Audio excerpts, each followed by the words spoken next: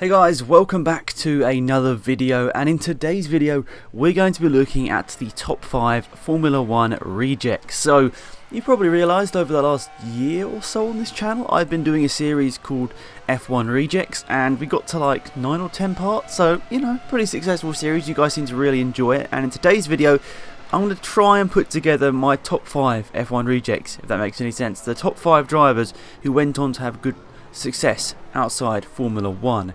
Before I do that, I want to quickly mention the gameplay once again. Massive thank you to Willem and all the guys over at Super GP for getting together some more gameplay for me. As I said, I've been struggling with food poisoning over the last week, so it's been a bit tough to record anything in terms of gameplay or face cam, so I appreciate them. Once again, that download link is in the description, but nonetheless, let's jump into this video and talk through my top 5 personal F1 rejects, and we'll quickly recap what their success has been in the sport since. So of course everyone's opinion on this one would be a little bit different, so I can understand there might be a little bit of disagreement in the comment section, but nonetheless I'd be interested to hear your points, so please leave them in that comment section down below. So the first person I'm going to put here in my top 5 is Pascal Verstappen. Now, I don't even know whether I've ever mentioned him in the F1 Reject series so far, but it's only as of recent really he has become a Formula 1 reject. So in 2017 he was racing in Formula 1 for the Sauber team. He amassed all of the points for that team and pretty much dominated and destroyed Ericsson for the majority of that season, and then he goes over to DTM after getting pushed aside from Formula 1, and unfortunately doesn't really have the best DTM season in the world, especially because his teammates De Resta and Pavitt both went for the championship.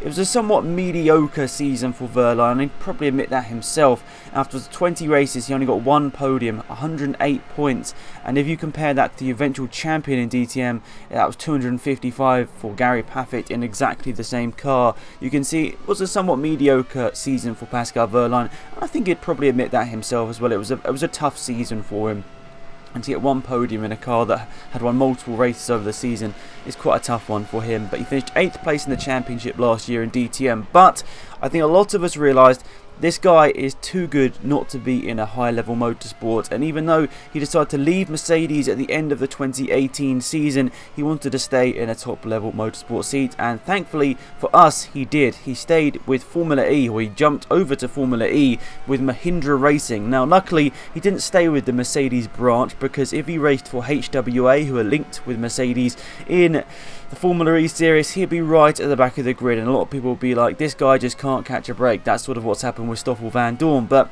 thankfully for Pascal Verstappen, he has had 3 races so far. He had to miss the first race of the season because of the Mercedes contract, and they wouldn't let him get out of it. So he already had to miss a race at the start of this season. But then he's went on to have 3 somewhat successful races, really, in terms of the pace at least. He's had 1 pole position, 1 fastest lap, and 1 podium, which was a 2nd position. And he came so close to winning the E-Prix last time out in Mexico for, well, a bit of a disaster last lap where he pretty much run out of energy. He got sort of slightly nudged off the track, and Grassi just sort of did an amazing job really, and unfortunately for Verstappen he just came short a little bit. But nonetheless, Pascal Verstappen is currently sitting 5th place in the Formula E Championship after missing 1 round, so you never know what could have happened. And in his first actually race in Marrakesh he retired because he got hit on the first lap of the race. So I think Pascal Verstappen is just an incredible driver you need to be watching out for this season in Formula E. Even if you aren't a massive fan of Formula E, just keep an eye on the results. See what Pascal Verstappen is doing, because for a rookie, he's doing a very, very, very impressive job. So the people ahead of him in the championship have been in the championship for a very long time. D'Ambrosio, Da Costa, Bird and De Grassi have pretty much all raced in every single Formula E race. So for Pascal Verstappen to miss a race and still be just behind them in the championship is really impressive. So of course he's only just come from Formula 1, so he can't be like a massive F1 reject because he's only just left the sport. But for me, he's an incredible driver that deserves to get another chance in Formula 1 if that's the case.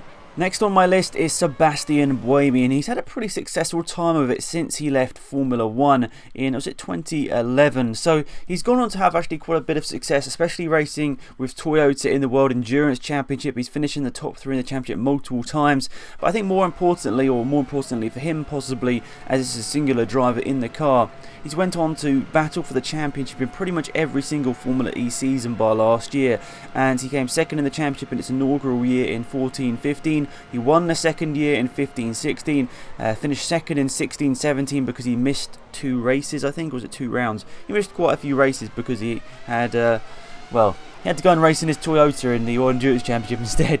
So unfortunately for him, he probably would have lost the championship because he had to go and race in the other championship because of contractual obligations. But once again, he's had a pretty successful 2017-18 season. He finished 4th place overall, and once again, he's doing all right this year in Formula E, but he struggled at the start of the season. A bit of a tough start with the Nissan Edams team, but Sebastian Vettel, the amount of firsts he's had on his sort of record or resume since he left Formula 1 is quite impressive. He won the World Endurance Championship in 2014, he won the Formula E Championship in 2015-16, he won the 24 Hours Le Mans last year, and he's currently leading the World Endurance Championship as well. And there are a lot of second places in there as well, which makes me say he is a very, very talented driver who probably does see himself as one of the best drivers to not get a full season in Formula 1 or keep staying in Formula 1 maybe longer than he did. So that's my opinion at least. I think he definitely is one of the better drivers to exit Formula 1 and probably should have stayed there for a couple of years longer. But that's the unfortunate thing for being in the Red Bull program.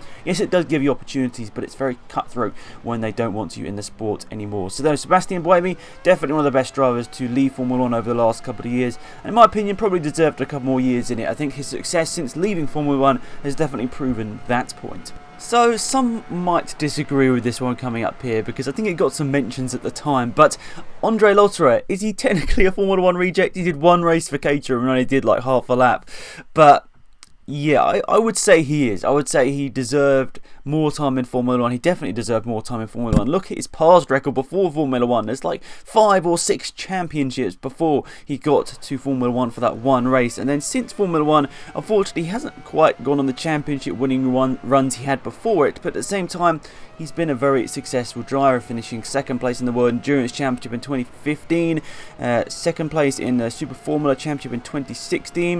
In 2017, he finished 4th in the World Endurance Championship and had a number of wins. And pretty much since then, he started to race in the Formula E Championship, picking up 2 podiums in his inaugural campaign last year, finishing 8th place overall. He's currently sitting 4th place in the World Endurance Championship, but then he is in the Rebellion racing car, which is somewhat slower than the Toyota cars in front of them.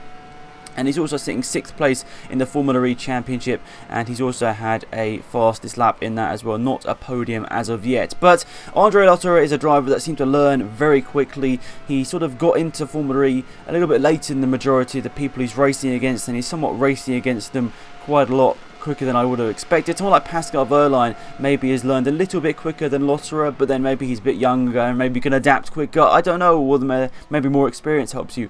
I don't know, but anyway, Andre Lotterer is an incredibly talented driver who's managed to basically have a bit of success in whatever he seems to step in. But the next big thing for him is really going into Formula E and trying to get a few victories probably this season, I'd say, and then maybe go for the championship either this season or next year. I think this year's maybe a good chance for him because it's been a bit scrambled all over the place. There isn't a massive difference in the points as of yet, so if he can be consistent over the next couple of races, because people's results are so up and down, I think he could actually go for the championship this year. It'd be really interesting to see, in my opinion. So, Andre Lotterer, definitely one of the best drivers to leave Formula 1, and maybe he had more success before his time in Formula 1, his 1 race in Formula 1, than after it. But at the same time, he's just had a lot of top 3s in championships over his time. Just go and look at his Wikipedia page. It is incredible, the amount of colour there is on there.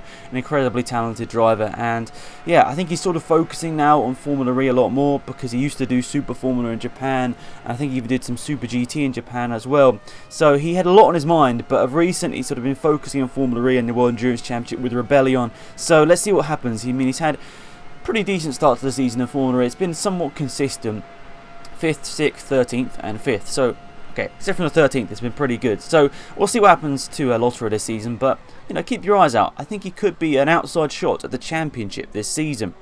Okay then, so this next person's actually probably had the least success out of everyone that is currently on this list. So let me know whether you disagree or agree with this one in the comment section, and that is Kamui Kobayashi. So the last time he was in Formula 1 was 2014 with the Caterham Formula 1 team, of course the now defunct Caterham Formula 1 team. And since he's been racing in a number of championships, Super Formula, World Endurance Championship, he did some Blancpain, he did Super GT I remember as well, and a bit of Formula E as well, and he also did a bit of the WeatherTech Sports Car Championship in America, of which he won the 24 Hours of Daytona at the start of this year. So he hasn't got as many lovely colours on his Wikipedia page as Andre Lotterer does, but at the same time, in 2016 he finished 3rd place in the World Endurance Championship, he finished 2nd place at Le Mans this year, and he's currently sitting 2nd place in the World Endurance Championship in 2018/19, and as I said, leading the 2019 WeatherTech Sports Car Championship over in America. So a very interesting career, I'd say, Kamui Kobayashi. I mean, I feel a bit sorry for him. I feel like if he had stayed with Sauber, he would have maybe had a decent run in 2013, but unfortunately he got sort of kicked out of that team for a little bit of money in Esteban Gutierrez. So that was a big shame at the time, but you can understand a small team like Sauber needed that money. But for me, Kamui Kobayashi was that Japanese driver that Japan really wanted. He was incredibly talented, and he just didn't quite get the opportunity in Formula 1 to sort of prove that.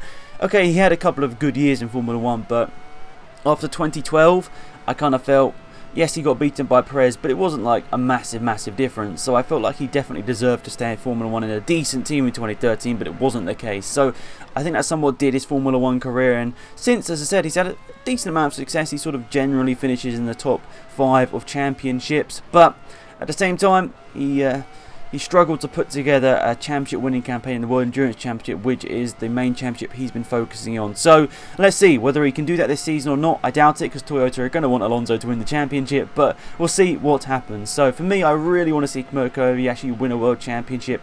I feel like he deserves it, especially in something like the World Endurance Championship, which has dedicated him to himself since. But yeah, let me know what your thoughts are on Kamui Kobayashi. Do you think he is one of the most successful F1 rejects? Let me know in the comment section down below. So last one on this list is Lucas de Grassi. So he's someone that didn't really impress me when he got his Formula 1 opportunity. Of course, he was racing for the Virgin team. He did 19 races with no points in 2010. But ever since that moment, he did actually somewhat impress me in how he bounced back from a very rocky time in Formula 1, because he had a decent amount of success before Formula 1, as we mentioned.